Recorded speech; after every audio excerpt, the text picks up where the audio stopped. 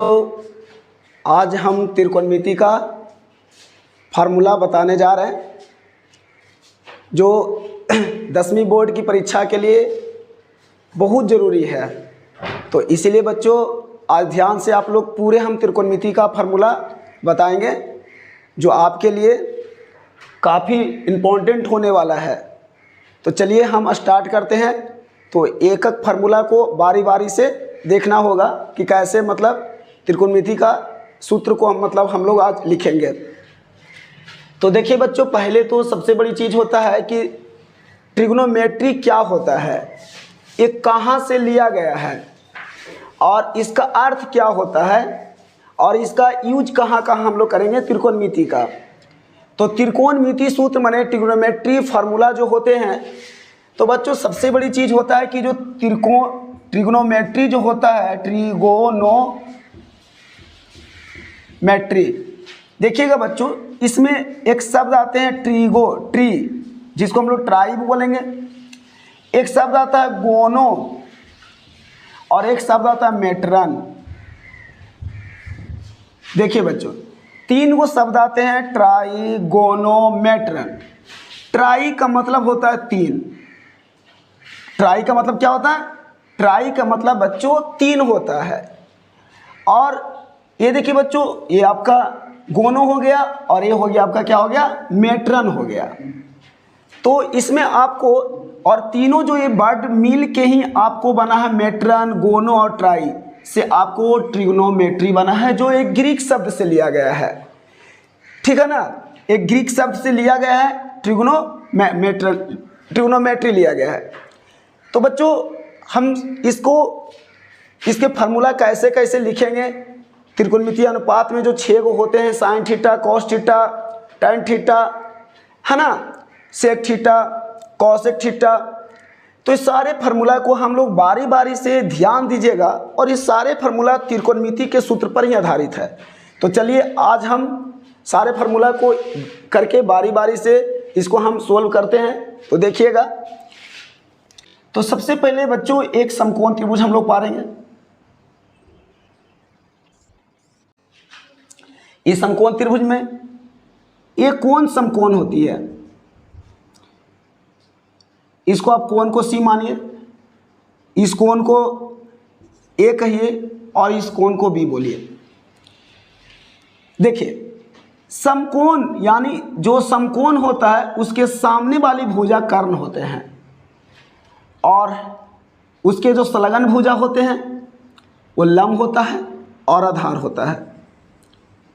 बच्चों आपको ये समझना होगा कि जो इसमें अगर ये कोण की बात करें और इस कोण की बात करें तो समकोण में दो न्यून कोण होते हैं। न्यून कोण वैसा कोण जो 90 डिग्री से छोटा और 0 डिग्री से बड़ा होता है, यानी 90 डिग्री से जो होता है वह छोटा होता है लेकिन 0 डिग्री से यह कोण बड़ा होता है, न्यून कोण कहलाता है। बच्चों ये कोण न्यून कोण कहलाते हैं। न्यून कोण यह हमेशा 0 डिग्री से बड़ा होगा, यानी 90 डिग्री से हमेशा छोटा होगा, इसको आप थीटा मानिए, और ये 0 डिग्री से हमेशा बड़ा होगा, ये न्यून कोण कहलाएगा। तो सबसे बड़ी बात है कि जो न्यून कोण के सामने वाला जो भुजा होती है वो हमेशा लंब होता है। अगर बच्चों हम कोण ए से स्टार्ट करते हैं तो ये सामने वाला भुजा लंब होगी, अगर कोण बी से स्टार्ट करते हैं तो इसके सामने वाला भुजा लंब होगा। तो यहाँ पे इससे चलेंगे। अब सीधे हम लोग चलते हैं बच्चों कि ठीक है, तो आपको साइन ए से चलते हैं। कौन हम ए से चल रहे हैं, ये कौन से चल रहे हैं, तो साइन ए बराबर होता है, या बच्चों इस कोण को हम लोग न्यून कोण को थीटा मान लेते हैं। क्या मान लेते हैं? थीटा मान लेते हैं। तो जब हम न्यून कोण को थीटा मान लिए तो हम देखिए साइन थीटा, तो साइन फार्मूला होता है बच्चों लंब बटा कर्ण। क्या होते हैं? लंब बटा कर्ण। यानी अगर इस कोण से चलेंगे तो मेरा जो साइन होगा वो लंब होगा और कौन होगा? कर्ण होगा। लंब बटा कर्ण, और लंब को हम लोग बच्चों P बोलते हैं और कर्ण को क्या बोलते हैं? H बोलते हैं। बहुत आसान है, ये त्रिकोणमितीय अनुपात का सूत्र है। ठीक है, उसी प्रकार से बच्चों कोस थीटा चलना है। कोस थीटा बराबर, तो बच्चों कोस थीटा बराबर होता है आधार बटा कर्ण। आधार लेंगे और बटा में यहाँ कर्ण लेंगे, और आधार को v कहते हैं और कर्ण को क्या बोलते हैं, h कहते हैं। ठीक है ना, यानी इसको हम लोग लंब बोलेंगे, इसको आधार बोलेंगे और इसको क्या बोलेंगे, कर्ण बोलेंगे। कोस थीटा के बाद यहाँ से बच्चों tan थीटा चलेंगे। तो tan थीटा चलेंगे तो हमारा होता लंब बटा आधार, यहाँ हो जाएगा लंब और बटा में आधार हो जाएगा। लंब को हम लोग p बोलेंगे और आधार को क्या बोलेंगे, b बोलेंगे। तो देखिए बच्चों, तीन वो जो होते हैं sine theta, cos theta, tan theta, है ना। साइन अगर इस कोण से चल रहे तो सामने भुजा लंब और एक कर्ण हो जाएगा, यानी लंब बटा कर्ण साइन थीटा। अगर कोस थीटा लेना है तो आधार बटा कर्ण हो जाता है, tan लेना है तो लंब बटा आधार हो जाता है। अब जो तीन और बचते हैं वो इसका उल्टा होता है, माने इसका मतलब अपोजिट होता है। जैसे अगर हमारा साइन थीटा है तो यहाँ पे लिखेंगे कोसेक थीटा, कोसेक थीटा। और बच्चों कोसेक थीटा बराबर होता है, जब साइन बराबर होता है लंब बटा कर्ण तो कोसेक बराबर होता है कर्ण बटा लंब। इसको लिखेंगे हम लोग कर्ण और बटा में लंब लिखेंगे, कर्ण बटा लंब। और कर्ण को बच्चों h बोलते हैं और लंब को p बोलते हैं, h/p हो जाता है।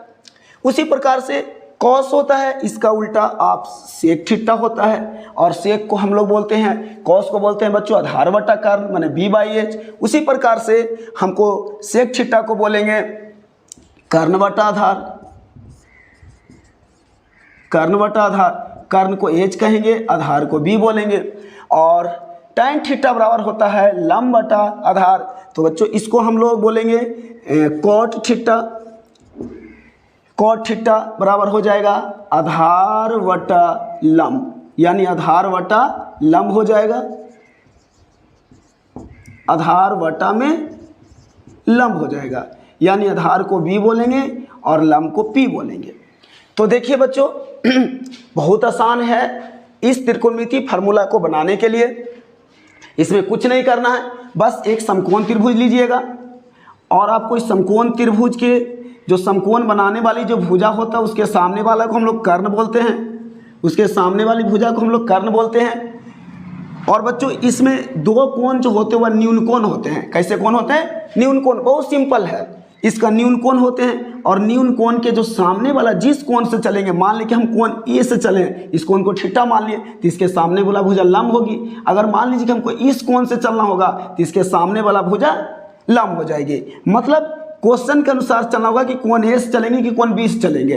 बच्चों तो यही आपको समझना होगा कि किस कोण से चल रहे हैं। इसलिए हम इस कोण ए से चले हैं और कोण ए को हम लोग थीटा मान लिए हैं, कोण ए को थीटा मान लिए, तो इसीलिए आपका जो यहाँ पे BC जो हो जाएगा वो लंब हो जाएगा और AC जो हो जाएगा बच्चों ये आधार हो जाएगा।